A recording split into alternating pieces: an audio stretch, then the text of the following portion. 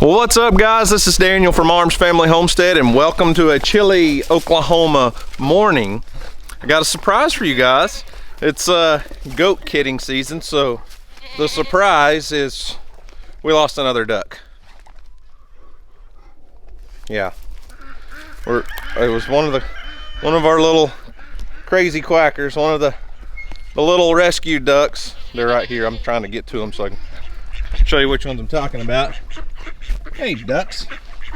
Should y'all quit running from me? Here, why don't you let me open the gate? Well, there goes one. They're out here cleaning up the show heifer's feed that they spill. Earl, no. Get out here. So, we're officially down to 3 of those ducks. I came out here yesterday morning and there was a dead duck just laying here under the hay bale, just like usual. Walk up to get it, bear picks it up. I know you guys don't want to hear this. I know most of you can't even muster up the whatever inside of you to feel like bear's responsible. I think it's bear. He's not killing them out of like as a predator. I think he's just playing with them. He catches them. For years we've caught bear with a chicken or a duck in his mouth, not killing them, but like if 2 chickens get to fighting or if 2 ducks get to fighting, he'll just grab one of them and just hold it in his mouth. And unfortunately, I think bear is responsible. It's definitely not a predator. It's definitely not the bobcat.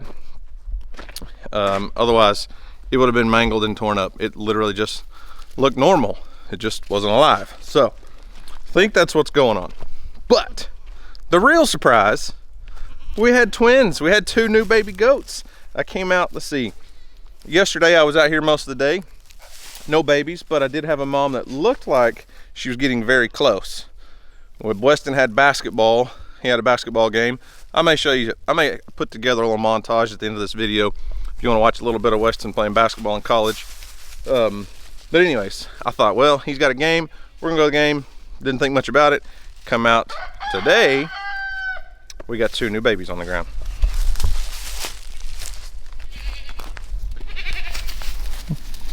And I bet you can't guess what they are as far as the sex.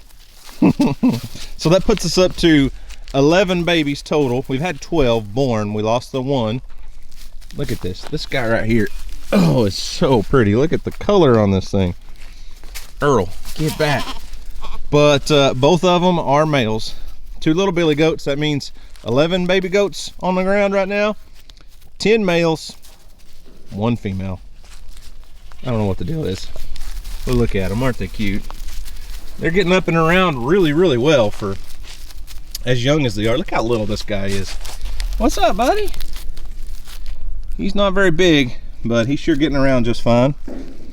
Earl's making some introductions here. He's trying to figure out everything. That mama is going to get you, Earl. He's so curious. What is it, Earl? What is that?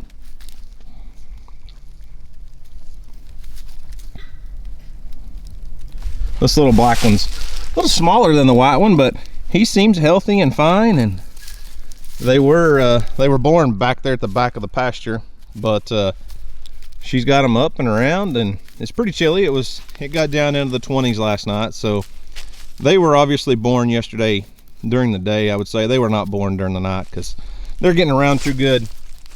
They're getting close to a full day old. So anyways, I don't got another problem though. So you guys know our buck Isaac is getting old. He got old a long time ago. He's just still old, and I don't know. He's not doing very well, and I've showed you guys that. I've talked to you about that, but the last couple days he won't even hardly come up to eat. Probably, realistically, farm speaking, should have sold Isaac a couple years ago, really. He's just so cool. I don't know. I decided basically probably should just let him live out his life here on our farm. But I mean, he doesn't act like he's in pain, other than his front knees always bother him on his front legs. But other than that, he seems fine. He's just staying off to himself a lot lately. It wouldn't surprise me if we came out here one morning and Isaac was no longer with us. I hope not. I hope he makes it a while longer, but what's the matter, buddy? Why are you hanging out by yourself so much lately? What's the deal? Earl, I really wouldn't mess with him if I were you. It's one thing to mess with a baby goat, but he's no baby.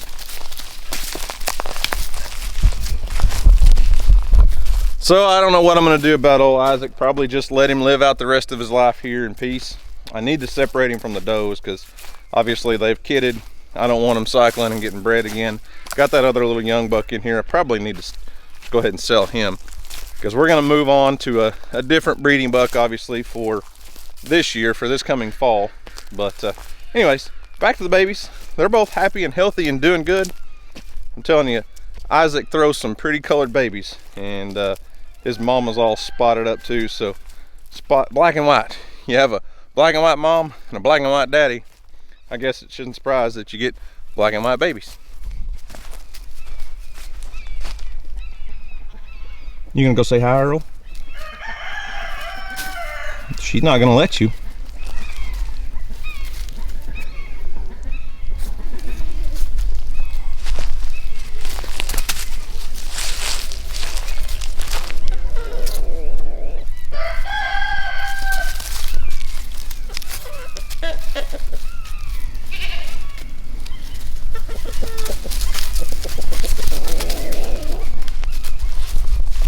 So I'm gonna let them do their thing and have some mama baby bonding time. I'm not gonna feed everybody and everything right now. I'll feed later this afternoon. But I picked something up the other day at Tractor Supply. I've been looking for one used locally, trying to find, you know, Craigslist, Marketplace, and all that stuff. But I finally just broke down. We had a new Tractor Supply open up in our town, and they're just kind of slowly getting inventory in. But anyways, now that my lovely wife has decided that we need a miniature Hereford cattle herd, we have a new issue that really we've never had with the other livestock in the past. So, you know, for the most part, we've had goats, the donkeys, alpacas, and one or two cattle here and there, like the kids' show heifers or one steer that we're processing. But now that we've got multiple cattle, we have, well, with new livestock comes new issues. You're always an issue, aren't you, Joey? Huh? Are you always an issue? So what I'm talking about is all of the manure piles. We now have cows, and that means lots of manure, and we're not on huge pastures. So especially while we're feeding hay, wherever we're putting out hay, you know, I move the hay bales around a little bit, but you still end up with tons of manure on the ground. I think Pepper's wanting to play with you. You're not gonna play with Pepper? What are you doing, Pepper?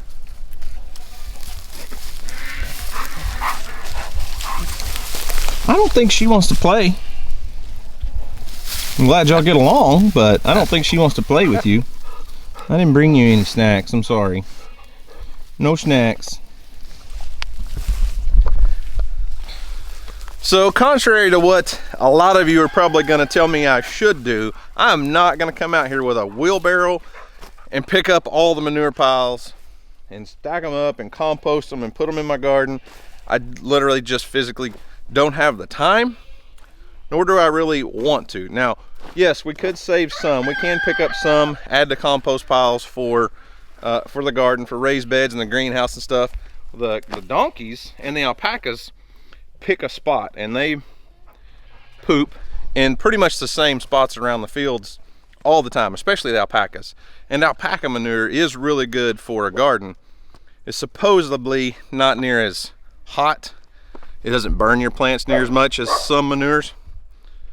Earl, why are you barking? It's Lucy. She's been here for years. Earl. Okay, back to what I was saying. The alpaca manure is really good for a garden, and it doesn't have to break down near as long in theory. So with all the manure that we've got now, that's free fertilizer that we could use on the garden, the raised beds and all that stuff. But we're gonna leave it where it's at. We're gonna leave it in the field to add manure, add nitrogen, and you know, stuff to the soil in these fields. So let me show you what I went and bought.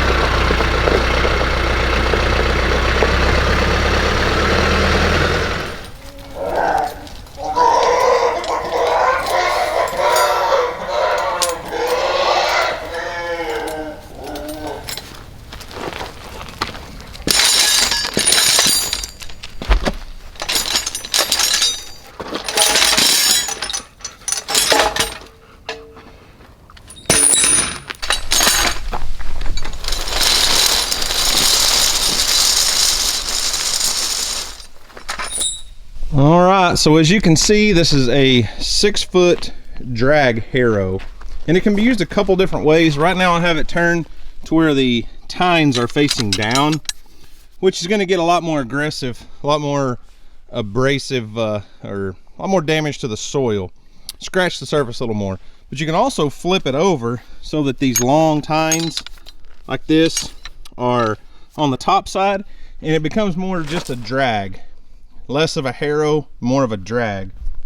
And when I say drag, I'm not talking about the royalty kind, you know, queens and stuff, but basically a drag to go over the fields and bust up all of those cow pies or cow patties or cow pats or manure piles, whatever you want to call them.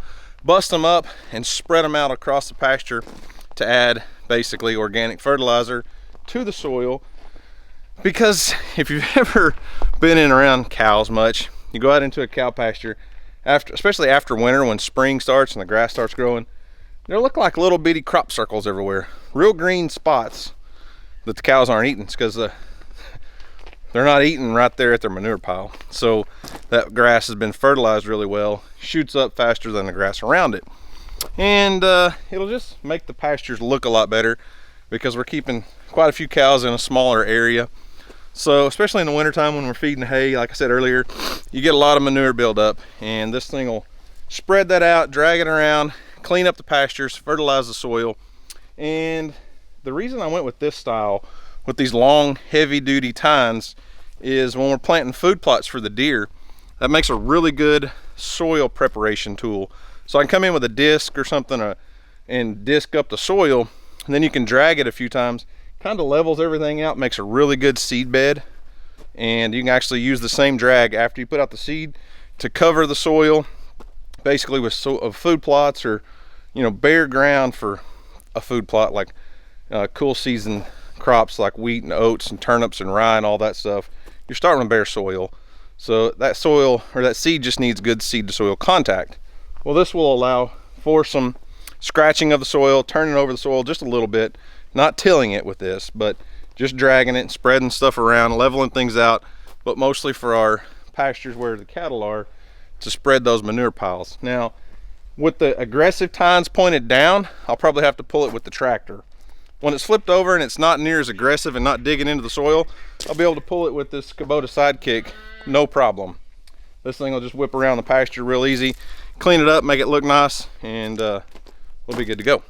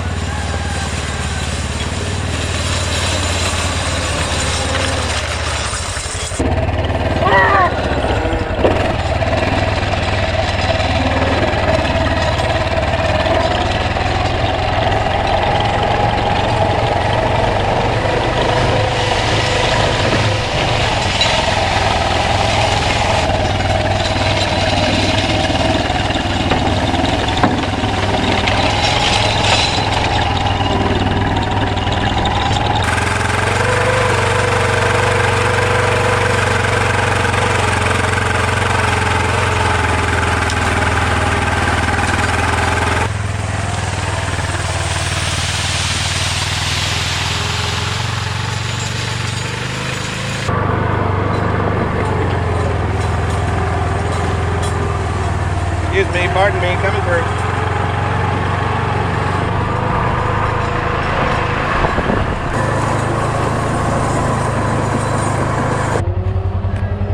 Move! Come on! Move!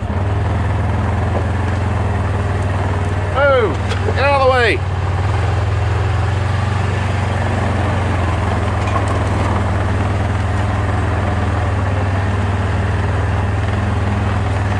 So I do want to fill you guys in on something really quick. By the time you're watching this, we'll actually be home, but I'm trying to get everything prepared. I got to feed and water, fill up water, make sure everybody's got hay, because Houston and I are flying out to Miami. We're going to be out there for about 4 days. We're going to go to a big pond build at Blake's Exotic Animal Ranch. We're going to do some video stuff with Blake, and we're staying with Donovan, our buddy down there that runs a charter service we go bow fishing with and hunt iguanas with, and do some stuff with them. Their family YouTube channel is Team Tate Outdoors, and I've got a big surprise planned for Houston that he doesn't know about. Hopefully it goes through. So by the time you're watching this, we'll already be back, so hopefully the surprise went through. But anyways, got to get my chores done, do the rest of the stuff around here. Looks like my wife just made it home. She had a dermatology appointment, and we have to shoot our podcast video this evening, so you guys will be seeing it after this video. So anyways, yeah, enjoy some basketball. I'm gonna go do my chores while you guys watch a little basketball.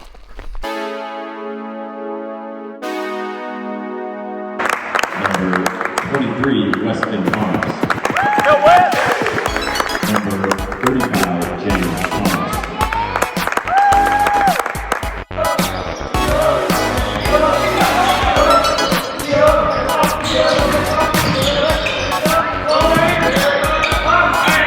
Yes, yeah! Go West!